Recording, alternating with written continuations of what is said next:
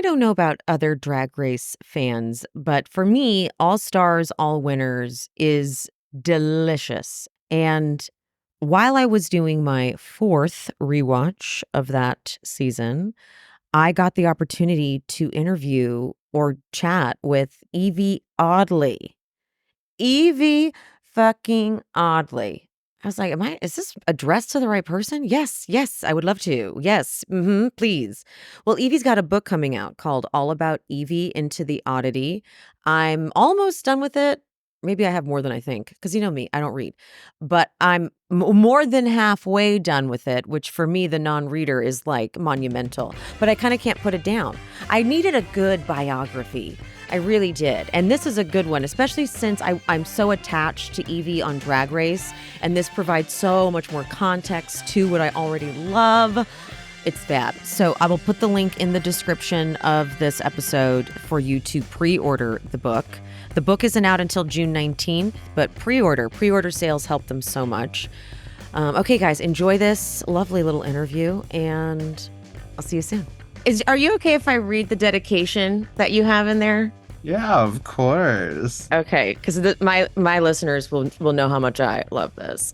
I dedicate this book to my cats, for whom I'm eternally grateful. I know your affection might not come easily and is often misunderstood, but this is why Mommy works so damn hard. It's all worth it for the sweet reward of hearing your furry little purries. I promise that someday you will have all the finest things this mortal life has to offer such divine beings. Also, you have permission to eat me when I die. Every time I leave the house, I have to remind myself the bigger reason why I'm doing it. And it's for them. It's for their lives. It's so that they can have a hot tub. Truly, truly, so true. So you go through kind of everything in the book. These were just questions I had without even knowing what the book was about. The book goes into all sorts of things. It's beyond just Drag Race, but my curiosity obviously peaks around the Drag Race beginning. However, for you, and I know you go into this a lot in the book, what was doing drag like before Drag Race? Like, what was the day-to-day drag experience for you then? It's all over the place. It's such a wild life being, as we call them now, local queens, because you're really just doing this 100% for the passion. So uh, I was scrapping. I was doing like anywhere from 2 to 5 gigs a week. Oh, wow. Depending on what the season was. But the thing is, those 2 to 5 gigs a week I was doing, I was also balancing with like a job to try and pay the bills, or selling off my possessions and pawning my stuff to make rent. And so like when I was doing drag, everything was more for a weekly turnout basis. Like, what am I going to wear to the bars this week? What can I hot glue onto my face? What were your little jobs that you did just to pay the rent? I did. It's just like, are any of them like super duper Legal? worth mentioning? Okay, legal. The least legal job I ever had was actually as an artist's apprentice. And Oh. he just like saw me in this youth center and was like, "Oh, you've got art skills. I need somebody to help me paint the linings on all these rich ass people's houses and stuff." And I was like, "Dope." Dope. That's Right? cool. Right? That's the least legal job I ever held. The most legal job I ever held was probably I was a manager, a trail manager, campaign manager on the Obama campaign Okay. for a month. Oh, okay. Well, dang. How old were you then? My God. I think I was 18, like fresh 18, needed a job. I guess that's actually like the time where I think I was the most like politically like out there. You just don't have a lot of fear at that point. That's why the youth is always what's going to be coming up and like they have the energy. Right. That's the thing, is I still have all the same passion I did then. It's just now my bones hurt. Yeah, just literally, literally though. Okay, so now because I'm always so curious about this, and I'm sure the answer is somewhere. I've got you here. When you okay, so you wrap your main principal photography for the season. Then you have this time in between before the finale. And then back then it was the reunion. I wish they still did the reunions. Those were just iconic. So, so good. What is life like in between that for you? Because everyone comes to the reunions or comes to the finale like glowed up with, the better version of everything they had before they went in. And I'm like, is the show airing during that time? Is like, what's happening? I mean, only for a short bit of it. When they were filming the reunions and the finales, they filmed those like midway through the season airing. So you've finally gotten to Okay. go out, get a little bit of coin, Yeah. hear all the shit that people have been saying about you online. So you have like I'll call it a month A from my month. memories, like a month to like really start to piece together how you want your last presentation on Drag Race to be. Is it just like opportunity after opportunity? Is it just kind of a whirlwind?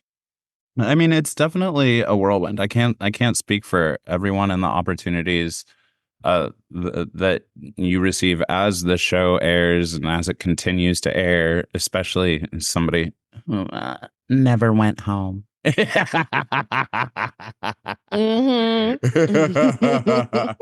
But it's definitely it's a crazy whirlwind. It's strange because I felt like I was so prepared for every part of Drag Race except for the actually being on it airing sort of deal, like, oh yeah, that was me. I did do that. Oh God, people are gonna be talking about me. Ooh, you know who I am? In the Yeah. bathhouse?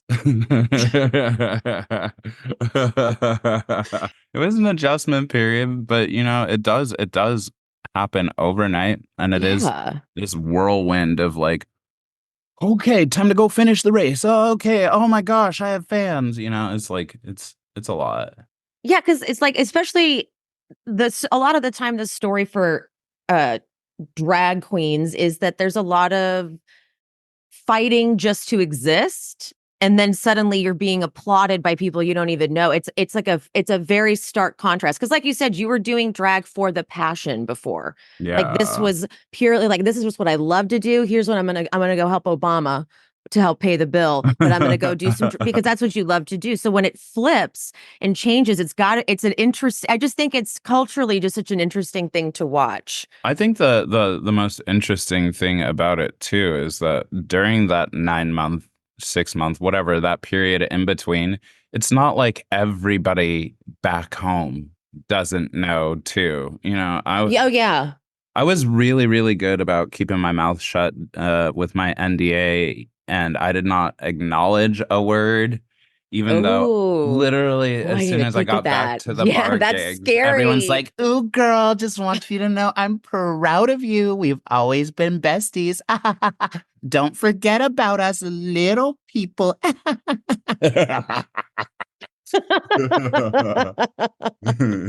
You're like, Yeah. uh-huh, Yeah, and the whole time I'm sure. like, I literally have no idea what you're talking about. I broke my ankle, could not use my phone. I was at a mom's funeral, not mine, but Mm-hmm. a mom's funeral, okay, for a couple of months. And Did and did anyone on your season just like spill the beans and get in trouble for it?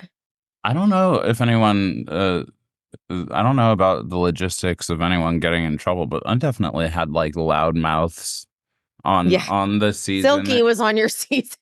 I Yeah, mean, and I what's mean that crazy is alone. Silky wasn't even like the biggest gossip. I swear to God, it was. I won't be too specific, but I will say, back in the day when you could boast about having a couple thousand Instagram followers before getting on, I feel like I knew you were gonna. I think I knew you were gonna say that. Yeah, yeah, yeah, yeah. it was just really hard getting off of the show and staying off of Instagram.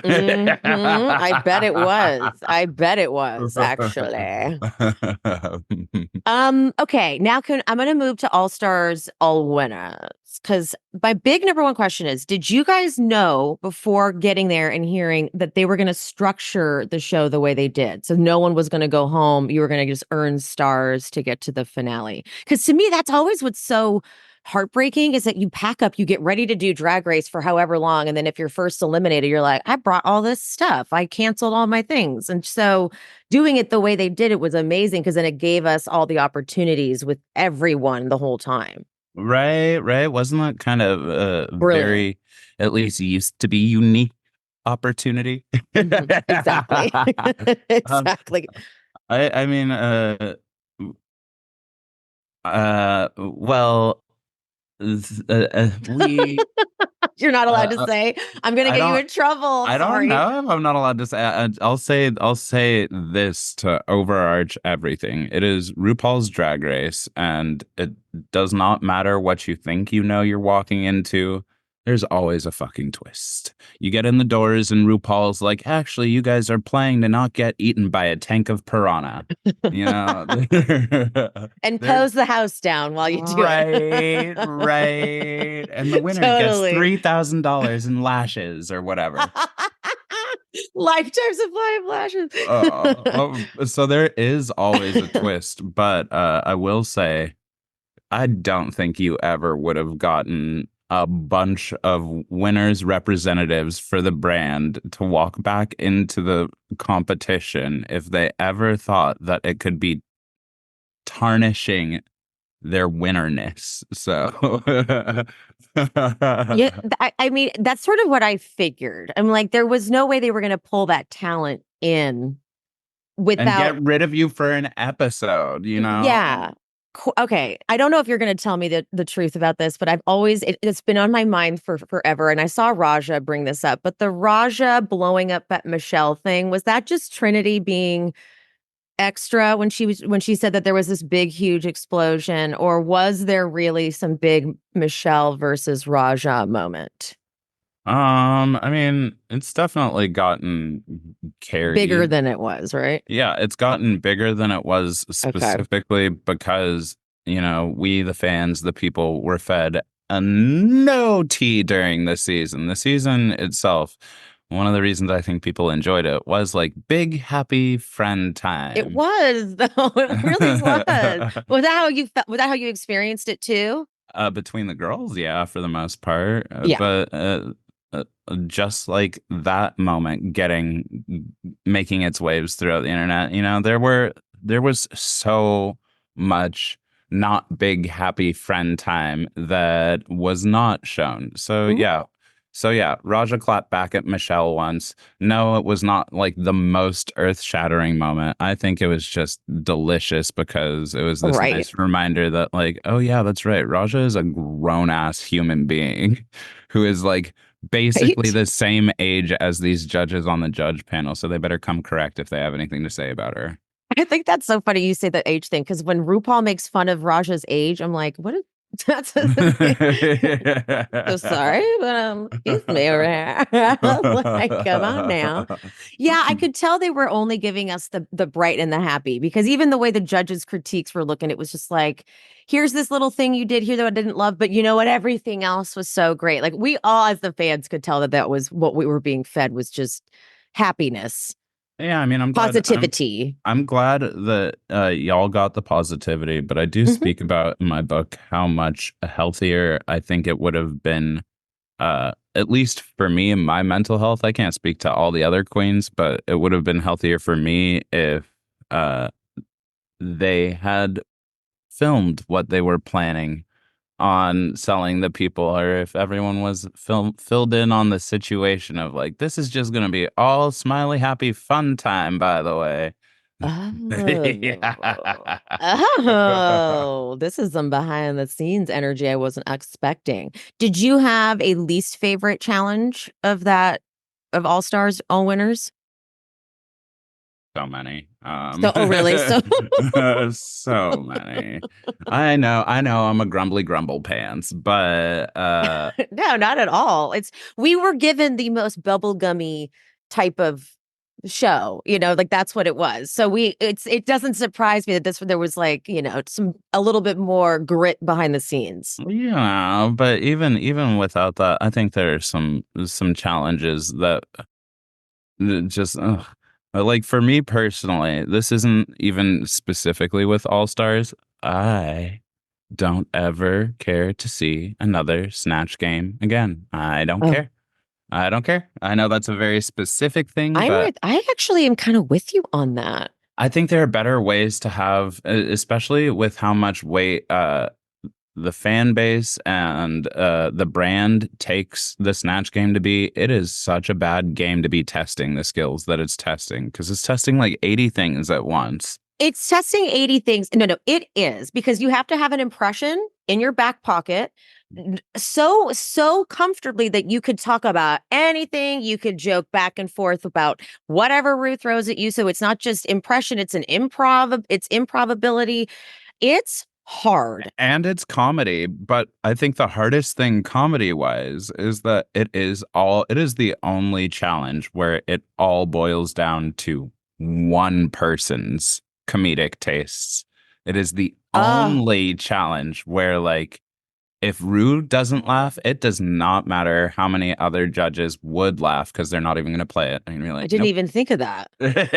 Oh, I didn't even think It of that. Because is the they'll cut it out or It, or oh. they'll just be like, yeah, see, that wasn't, yeah. Like Rue gets to be the comedy meter for everybody. And while I will say, I love that Rue loves comedy, I do not think she is the end all be all of everyone's comedic tastes, especially when she doesn't know most of the references that most of the queens auditioning for her show would give nowadays. Oh, that's a good point. I mean, So that's not in that's it's totally in my opinion, fair. Snatch Game could be replaced with something better. But if I had to go All Stars specific, as far as challenges that I hated, yeah, uh, I feel bad for this. I hated the whole Wheel of Fortune ball, and Okay, actually, I yeah. hated the girl groups challenge, aka the only challenge I won. The Vanna one, I actually, for some reason, I get that one too. But I kind of, even watching it, I was like, what this? That it's not even the whole Wheel of Fortune ball. The Wheel of Fortune ball is cool Yeah. and cunty. I am so angry that they made me dress up as literally the most basic white woman on earth, and I like, I love Vanna's sparkly dresses like the next kid with their eyes glued to the TV, but how are you guys gonna give the best of the best drag queens not only like Agreed. two impersonation runways in one season when it should be about what you A the best of the 100% agree. And as Monet Exchange said so perfectly, I don't want to play another white woman. Oh, I don't. And you And would gave they me ever the reverse it? Would they ever do, okay, we're all going to do, I don't know, Diana Ross? I don't know. Like yeah, but what? that's the thing Because is that would be problematic. Diana Ross is such like a big cultural reference too that would have been that's a sexy runway. They gave us Dolly Yeah. Parton, great runway. You Yeah. gave us Vanna White.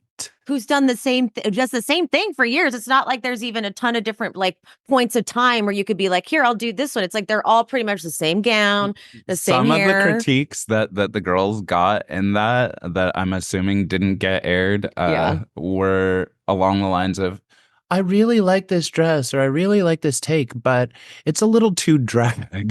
Like You're like, Vanna's more like drag. oh, you lie. I want to burn this place down to the ground right now. No wonder they cut that because we would have been like, well, if they didn't come out in something too drag, you would have said it's not drag enough. Things like Oh, yeah, no, the things. Vanna one was weird. I was like, is there like a Wheel of Fortune like sponsorship for this I show? mean, that's what it felt like. That's what it feels like as a viewer. And if that's the case, I get it 1000%. Yeah, yeah, yeah, yeah, yeah. Give me a better category, mama. Yeah, Give me like Vanna White in a blender. Vanna White goes to space. Vanna White of the future. How you would do if Vanna you, White. yeah, And then how you do got you, Vanna White there when you guys walk out. oh my God, it was the rudest thing because I had decidedly chosen, like, at that point in the competition to be like, you know what? I am sick of doing things that aren't me. I'm not going to wear blonde hair. I'm not going to wear the little Vanna White dress I have. I'm And going to you do, walk out and Vanna's right there. yeah. And I'm like, Hey, girl. You're like, iconic, love you. It's not about that. It's about so this is the clear, competition I'm in.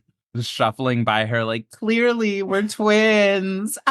Get it? That's so Wild. Yeah. yeah. No, I think a lot of us are in agreement there that the Vanna one was just like out of place. Like of all the icons. Yeah, no, I agree. Two impersonations. And again, it's like we don't have just white queens here, So I do agree with Monet. I would have, Specifically in yeah, their cast, like we were yes. predominantly people of color, and you made us dress up as the blondest bitches on earth twice and gave me no space to express myself, except for the Snatch Game, which isn't about how you look. Right. I mean, there's no denying the looks you did turn out for All Stars. Like I think it's just almost impossible to figure out who would have won some of the challenges because they were all of you, like Raja and you for me were like the heart of the season because you guys just did such unique and amazing and groundbreaking things. And it's not like it wasn't acknowledged. It's just it was hard to keep acknowledging everyone. How about maybe that's what it was. It was just like I don't even know how to keep continually going on about every single person the way I want to because every single person is that good. It must have been incredible to see in person. Like I can't even imagine. The It judges have really the best job was. in town. It really was, and I think I can say that in that competition, as much bitching as I have to say about everything, that was some of the best drag I ever got to see in person consistently, like week after week, challenge after challenge. Like, oh, that's what it looks like to be a professional dancer. That's what it looks like to be a professional actress. This is what it looks like to be a professional whatever I do. Right.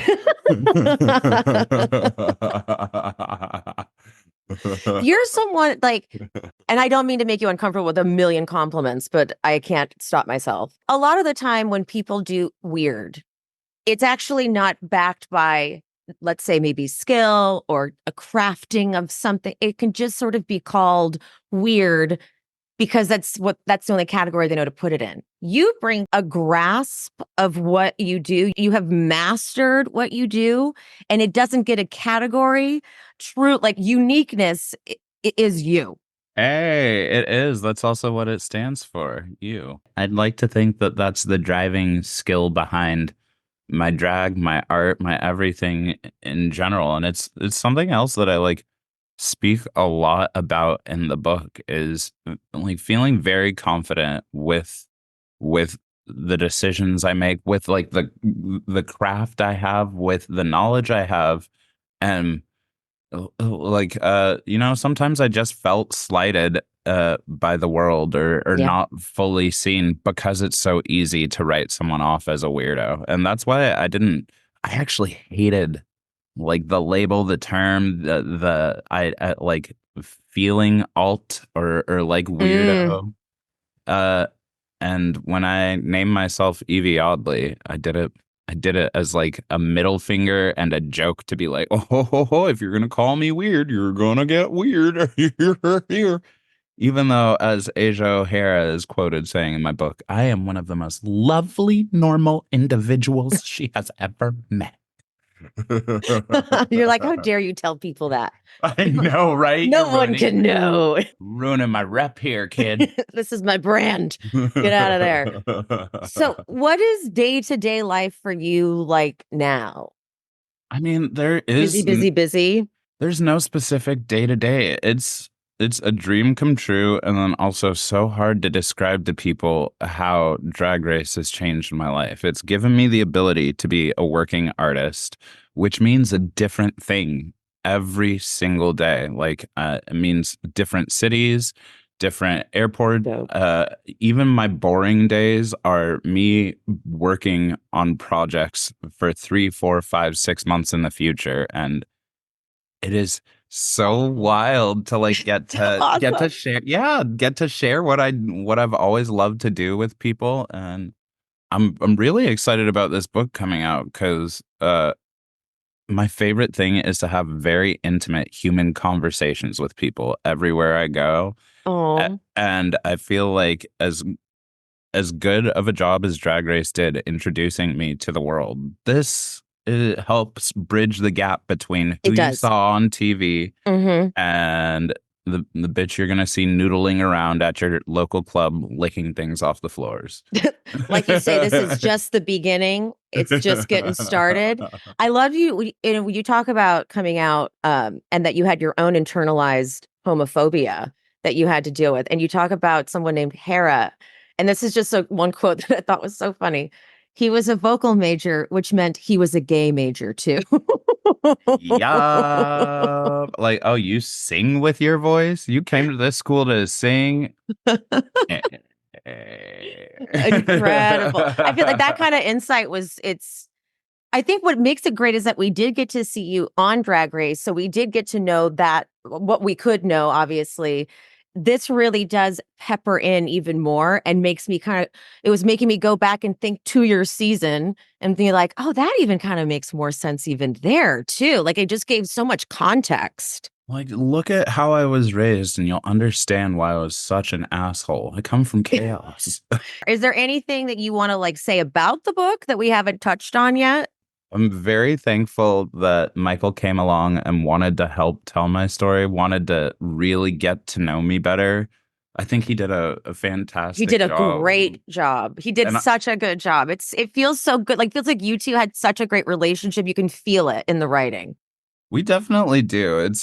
It's wild. He's a queen too, so there's a lot of sass. Oh, I'm excited. I'm excited for people to get to see that, to get to read, my friends, my families, my sexy father, read Silky and Brooklyn's shady accounts of me. I think that's what's really exciting is it's while the book's all about Yvie, you get to see a lot of the world I come from and a lot of the world I live in. So I think everyone is going to love it.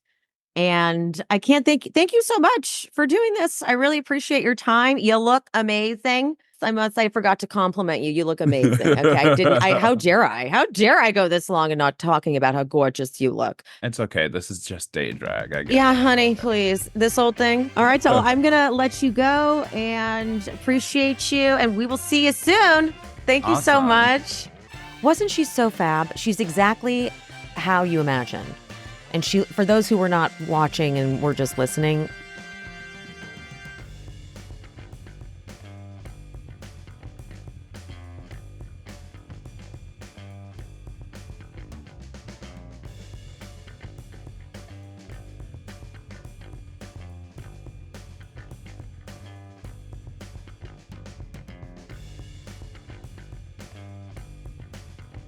thanks for tuning in to She's Speaking with Emily Hanks. This show is produced, hosted, and edited by me, Emily, and brought to you in partnership with Cloud 10 Media. If you are looking for bonus content, check out the Patreon. The link is in the description. To show some support, you can hit that subscribe button and turn on notifications so you never miss an episode. Another free way to support the pod, please rate and/or review on whatever platform you listen. It's free, and it helps the algorithm or something. You could also head to buymeacoffee.com/shespeaks and buy me a coffee or two. Make sure you're following me on all social medias. I am She's Speaking with Emily Hanks across all platforms: Threads, TikTok, Instagram, Facebook. That's it. Thank you guys. See you soon.